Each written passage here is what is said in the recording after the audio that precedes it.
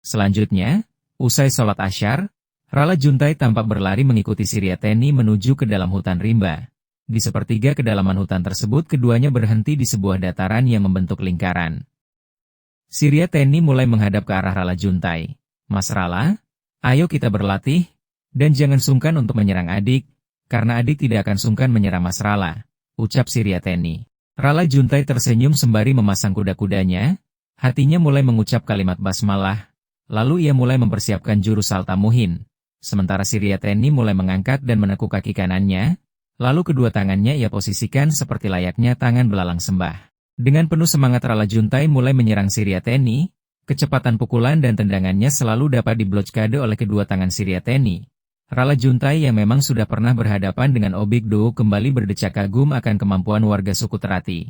Bagaimana tidak seorang wanita di suku ini saja bisa dengan mudah menahan serangan-serangannya. 15 menit berlalu, Rala Juntai masih saja belum bisa menembus benteng pertahanan jurus belalang sembah Batarak atau milik Siriateni.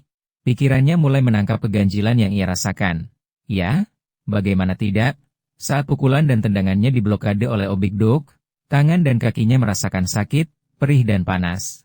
Namun saat itu dilakukan kepada Siriateni hal itu tidak ia rasakan.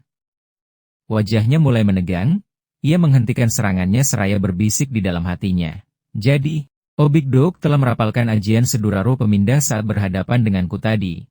Ia musuhku pasti akan merasakan sakit, perih dan panas apabila terkena seranganku. Tetapi saat berhadapan dengan Obik Dog rasa itu justru dipindahkan kepadaku, sungguh keji ilmu ini. "Lah kau berhenti Mas Rala?" tanya Siriateni. Rala Juntai justru terlihat tersenyum dilanjutkan dengan tawa kecilnya. "Ayo kita lanjutkan hehehe," ucapnya sembari melesat bagaikan burung Sri Gunting. Melihat serangan baru dari Rala Juntai, Siriateni tampak kewalahan. Bagaimana tidak? Rala Juntai melesat ke kanan dan ke kiri bahkan bergerak cepat melingkari tubuhnya tanpa melakukan serangan memukul dan menendang. Rala Juntai justru terlihat seperti mempermainkan dirinya. Kuda-kudanya yang memang disangga oleh satu kaki itu mulai goyah saat ia gerakan memutar hanya untuk memposisikan Rala Juntai agar tetap di depannya. Itu semua ia lakukan, karena tubuh Rala Juntai selalu berada di belakangnya dengan cepat dan tiba-tiba. Rala Juntai tersenyum melihat Siriateni terdesak. Dalam hatinya berkata, ilmu belalang sembah Batara Katong sejatinya adalah ilmu pertahanan, dan bukan jurus untuk menyerang. Sehingga mereka si pengguna jurus ini berharap, musuh yang mereka hadapi akan semakin besar emosinya dan cepat kehabisan tenaga. Hehehe bodohnya aku saat itu. Detik-detik selanjutnya, Siriateni mulai merasakan kepalanya menjadi pusing. Melihat Rala Juntai yang selalu melesat melingkar berusaha selalu untuk berada di belakangnya, kuda-kudanya semakin tak terkendali. Gerakannya mulai terlihat seringkali tak seimbang, saat tubuhnya mulai kehilangan kendali dan diperkirakan akan terjatuh. Siriateni segera menurunkan kaki kanannya ke bumi untuk menjaga agar tubuhnya tidak terjungkal. Namun detik selanjutnya ia merasakan ada sebuah sentuhan di ujung hidungnya. Mata Siriateni terbelalak, melihat Rala Juntai yang saat itu ternyata sudah berhasil menjepit ujung hidungnya dengan menggunakan ibu jari dan jari telunjuknya. Sentuhan itu begitu lembut, sehingga Siriateni mulai merasakan ada sesuatu kenehan yang bergelora dan menghentak-hentakan rasa di dalam dadanya. Itu terjadi karena memang Siriateni sejatinya belum pernah disentuh oleh lelaki manapun kecuali ayahnya. Siriateni pun menjerit lalu melompat mundur 2 langkah. Selanjutnya menutup wajahnya yang mulai memerah. Tubuhnya kembali bergetar, perasaan itu semakin menjalar ke seluruh bagian tubuh, lalu ia jatuh terduduk. "Mas Rala? Apa yang sudah Mas lakukan?" jeritnya. Melihat itu Rala Juntai mulai berjalan mendekati Siriateni, kayaknya Mas tidak sanggup untuk memukul tubuh adik, jadi Mas wakilkan saja dengan mencubit ujung hidung adik sebagai gantinya. Latihan kita sepertinya cukup ya dik? Rala Juntai mulai beristighfar untuk menjaga agar dirinya tetap terjaga dari kesombongan yang berusaha masuk ke dalam hatinya. Sehingga ia tetap tidak akan pernah meremehkan kemampuan lawan walau sebenarnya ia sudah berhasil memecahkan kelemahan jurus belalang sembah Batara Katong. Pandangannya segera diarahkan ke langit. Selanjutnya aku harus tahu apa makna dari ilmu isi kosong isi yang diucapkan oleh kepala suku Terati, ilmu yang dapat mengalahkan ajian Sedura Roh Pemindah, ucapnya dalam hati. Sementara itu di sebuah pohon besar yang terlihat angker, di mana pada ranting-ranting dedawan rimbunnya terdapat banyak dihiasi oleh ribuan kelelawar yang sedang tidur. Di depan sebuah baskom berisi air yang diberi sedikit bunga dan minyak wewangian, seorang sosok tua berwajah seram sedang menghela napasnya dalam-dalam. Anakku Obik Dook.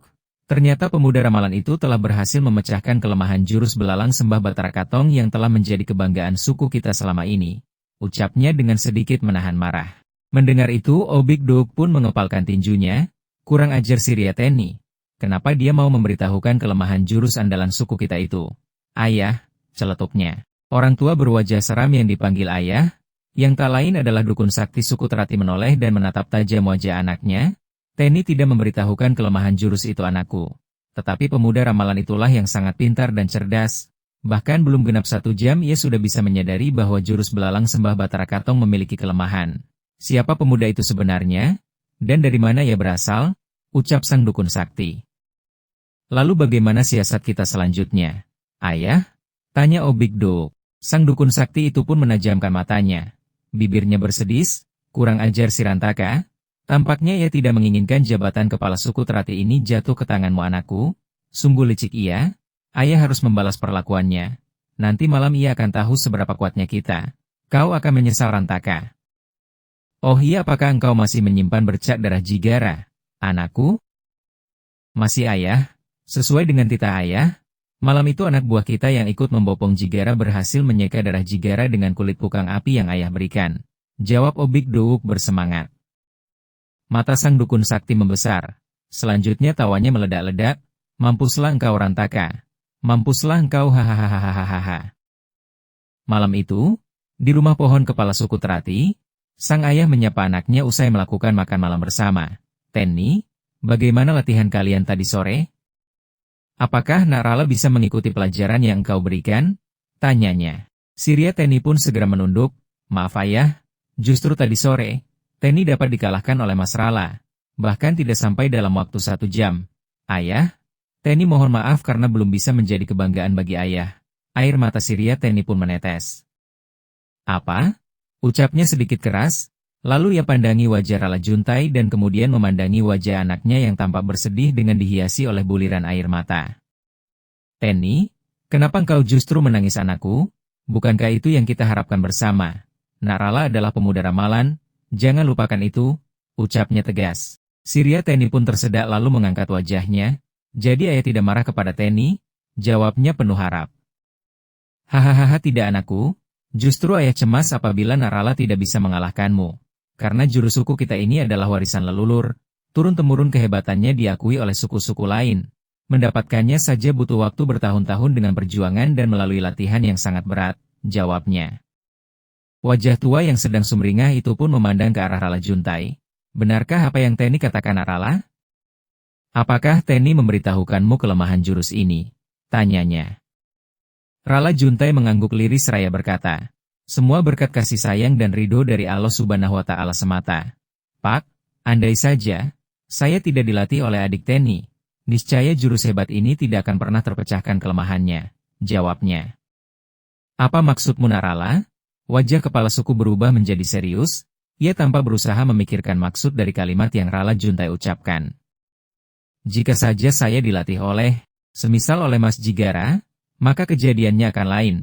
Pak, rasa untuk tidak menyakiti wanita, terlebih lagi adik Teni, membuat saya iseng untuk mempermainkannya saja dengan jurus Saltamohin milik saya. Namun pada perjalanannya ternyata saya melihat adik Teni terlihat kewalahan dan berlanjut pada goyohnya kuda-kuda 1 kaki yang adik Teni lakukan. Jelas Rala Juntai. Mata kepala suku Terati mulai berkaca-kaca.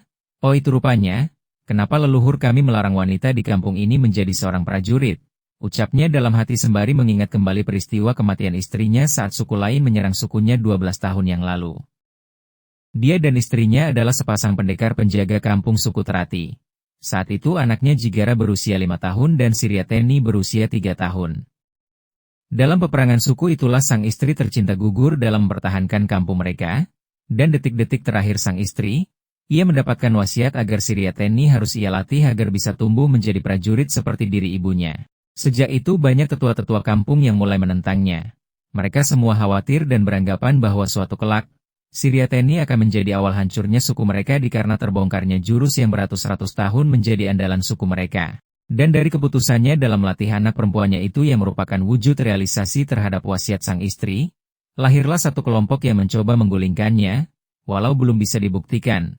Namun hasil laporan dan pengamatan, Disinyalir pergerakan kelompok terselubung itu dipimpin oleh sang dukun sakti suku Terati yang merupakan ayah dari pembunuh anaknya Jigara. Napas tua sang kepala suku terlihat terhenti sesaat, lalu ia berkata, "Ya sudah, istirahatlah kalian berdua. Besok ayah akan melatih ilmu isi kosong isi." Kepada Narala, ucapnya. Kembali ke rumah pohon dukun sakti, lewat tengah malam, sang dukun sedang melakukan ritual ilmu terlarang, dengan dihiasi banyak bunga dan wewangian, tampak di depannya tungku kecil pembakaran getah pohon kemenyan. Mulutnya tampak komat kamit membaca mantera-mantera. Lalu ia mulai mengambil sebuah kulit pukang api yang terdapat bercak-bercak darah.